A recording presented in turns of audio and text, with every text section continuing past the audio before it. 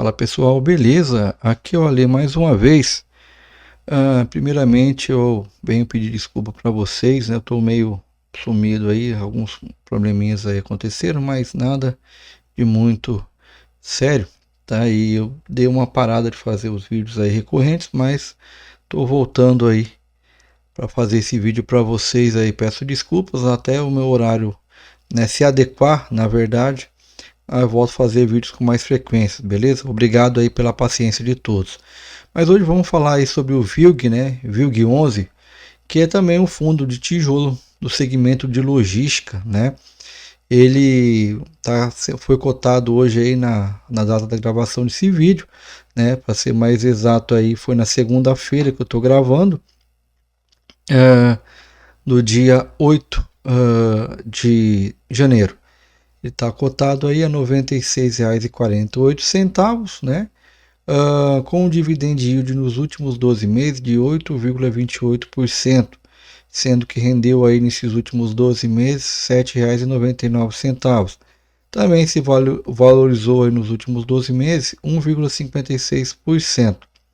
A cotação de um ano, lá em janeiro, 9 de janeiro de 2023, ele era cotado lá R$ 95 e hoje aí cotado a R$ 96,48. Né? O seu valor patrimonial por cota aí, né, o seu preço justo, está avaliado em R$ 111,25 e o seu PVP está 0,87, ou seja, é um fundo de tijolo aí descontado, né, 13% descontado.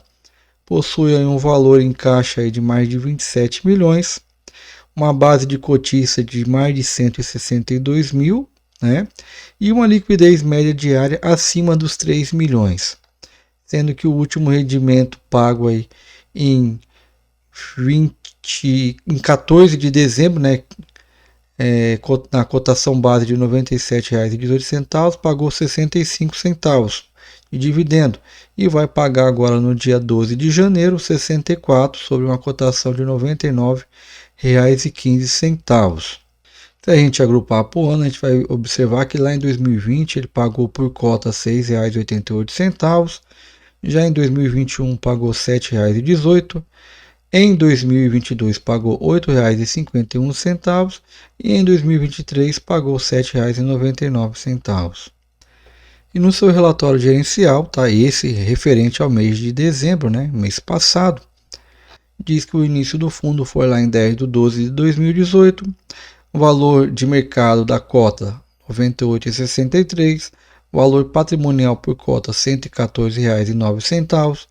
Ele tem aí uma taxa de administração, né, de valor de mercado do fundo, taxa de administração até 500 milhões, 0,95% ao ano, né, grande maioria da gente, além da taxa de performance de 20% no período que excederem, né. A rentabilidade do IPCA e IBGE acrescido de um spread de 6%. Ufa! Nos destaques dele, alocações, né? No mês de dezembro o fundo assinou aí 2 novas locações, teve também o aumento do valor patrimonial, que foi a avaliação de mercado no valor justo pela empresa Colliers, resultando aí em um valor de 2,1% superior ao valor contábil, o que totaliza a variação positiva de aproximadamente 2,4% do valor patrimonial. Também aumentou a liquidez do fundo, que apresentou aí, né, um volume de negociação médio diário de 3,3 milhões. Aqui eles falam também da relação das novas locações, né, no ativo Porto Canoa Log, que no mês de dezembro foram assinadas 2 novas locações no ativo, localizado no município de Serra, lá no Espírito Santo. Ambas locações foram firmadas com inquilinos já presentes no empreendimento, aumentando seus vínculos com o ativo. Somadas representam 7.260 metros quadrados de área bruta locável. Aí, com essas novas locações, a taxa de ocupação do ativo passa para 89%. E aqui estão as fotos, né, dos ativos, e aqui referente aos galpões B5.2 e B5.1. Também fala da reavaliação dos ativos, né, que os imóveis do fundo foram avaliados aí a mercado, valor justo pela empresa Colliers, resultando aí em valor de 2,1% superior ao valor contábil, né? Totalizando uma variação positiva de 2,4%. É o que a gente viu lá atrás. com relação à reavaliação do fundo. A maioria dos fundos de tijolos estão tendo essa reavaliação aí, e a maioria deles, pelo menos de todos que eu estudei e li até agora, todos eles se valorizaram. Questão da performance do fundo, ele diz que o fundo encerrou o mês de dezembro, né, após a distribuição de rendimentos, com uma reserva de resultado não distribuído de 118 mil, o equivalente a 1 centavo por cota. O histórico de distribuição de cotas, lá em janeiro de 23, ele distribuiu 67, veio uma média aí de 70 e em dezembro 64 centavos por cota. Daria aí uma média de 70 centavos, 68, por aí. A meu ver, pelo preço que está, não é uma má ideia, né? Não é uma má distribuição. Mas aí tirem vocês as suas próprias conclusões, né? Já que isso não é recomendação, galera. Também tem aqui estimativas do rendimento, levando-se em consideração as atividades de arrendamento de comercialização dos espaços vagos, né? Que hoje representam aí por volta de 3% da vacância financeira, ou seja, o que o fundo deixa de receber com a vacância desses imóveis físicos, né?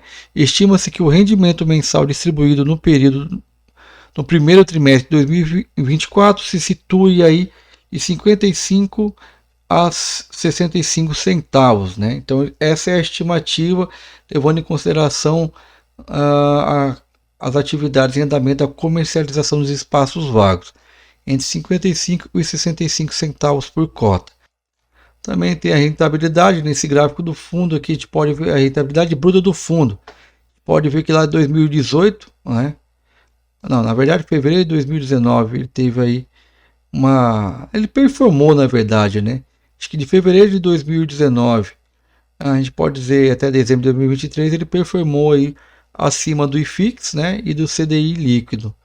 Tá? Com relação à carteira, o patrimônio líquido do fundo ao final de dezembro era de 1,71 bilhão e as participações em ativos imobiliários totalizavam aí 1,92 bilhões. O fundo possui também 265 milhões em obrigações financeiras de longo prazo. E aqui tem os CRIs, né, os CRIs da Fernão Dias, que vai ter com vencimento de janeiro de 31, já o CRI Aliança Parque, né, novembro de 36, e o CRI Castelo 57 Business Park em janeiro de 31. E aqui tem IPCA 7,5%, IPCA 6,5%, IPCA a mais 6,8%. Já os indicadores operacionais, conforme indicado em relatórios anteriores, a taxa de ocupação do fundo está impactada principalmente pela redução da área alocada nos ativos Caxias Parque, Porto Canoa Log e Parque Logístico Pernambuco. Né? Ou seja, aqui eles já informam que a taxa de locação foi impactada justamente por conta dessa redução da área alocada. E aqui a gente pode ver que a inadimplência, né, em janeiro era negativa de 23%, já em dezembro de 23% aí foi para 1%. A questão do portfólio, eles dizem que ao final do mês de dezembro também era composto aí por participação em 15 imóveis distribuído em 7 estados, com mais de 50 locatários diversos.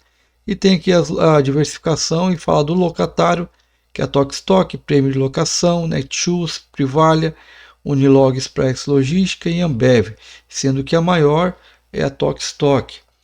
Também do tipo de contrato, a gente pode observar que somente 18% são atípicos e 82% típico. Já o segmento de atuação, o e-commerce aí é 32%, transportes e logística 25% e outros 21%. Já com relação ao estado, a maior setorização dos ativos do fundo fica localizado lá em Minas Gerais, no estado, né? Sendo que 21% em São Paulo e 17% no Espírito Santo. Com relação ao desempenho, os contratos mais longos demorarão para refletir eventuais aumentos dos aluguéis praticados no mercado. Por quê?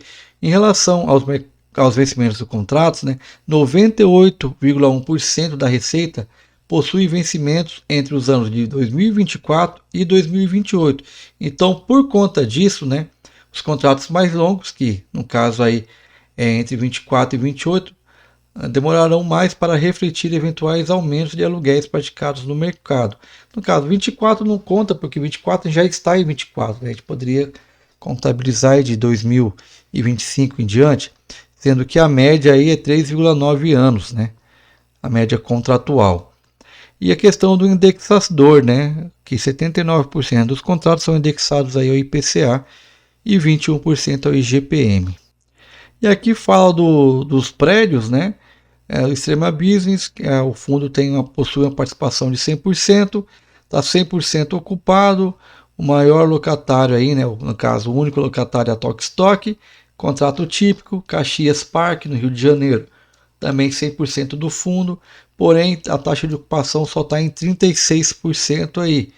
O locatário aí é a Transmagma, Arcofoods, MN Tecidos, contrato típico.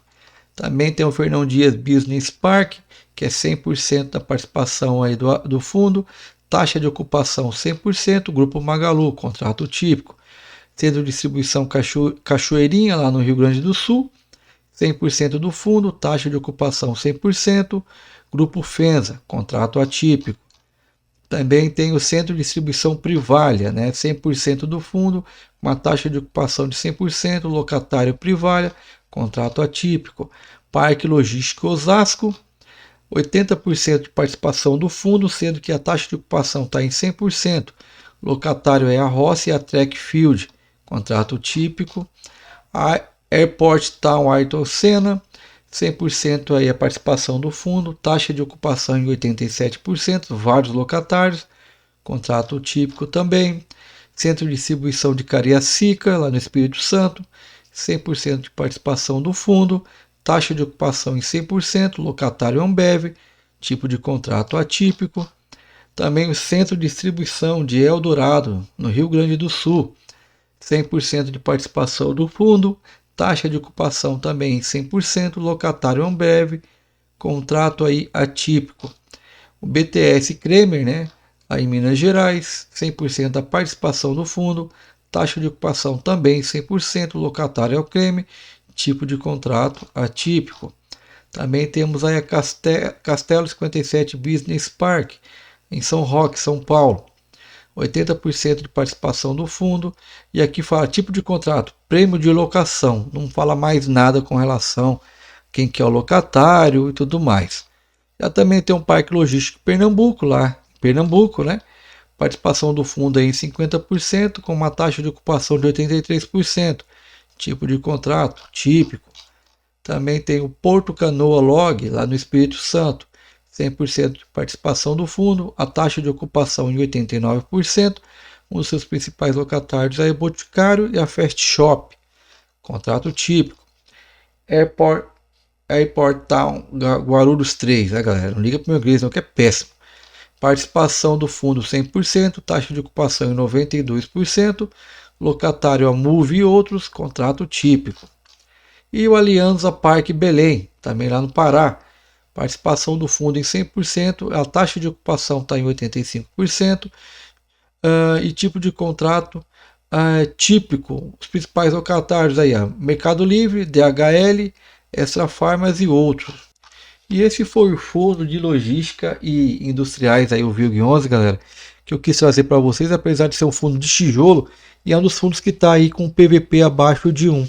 Na minha visão, é bastante interessante, mas cabe a vocês analisarem aí e verificar se é viável para vocês, tá? A esse preço eu achei, apesar da taxa das vacâncias ser alta, né, e ter aqueles contratos lá, né, aquelas obrigações lá de dívidas, eu ainda vejo esse fundo como um fundo promissor. Claro, é minha opinião, tá, galera? Não é recomendação. Tirem vocês as suas próprias conclusões. Para vocês deixarem aí nos comentários o que vocês acharam, se vocês acham que vale a pena aí estudar esse fundo, se tem algum outro fundo aí que esteja rivalizando com ele, seja melhor que ele aí, deixa aí nos comentários. Se você é novo no canal, tá passando aqui de paraquedas, conseguiu ter paciência de olhar, de assistir até aqui, peço por gentileza, se inscreva no canal, dá essa força pra gente aí. No mais, agradeço a todos vocês, meus amigos, tá, pela paciência aí, por dar esse voto de confiança pra gente aí, tá? Fiquem todos com Deus e até o próximo vídeo. Falou!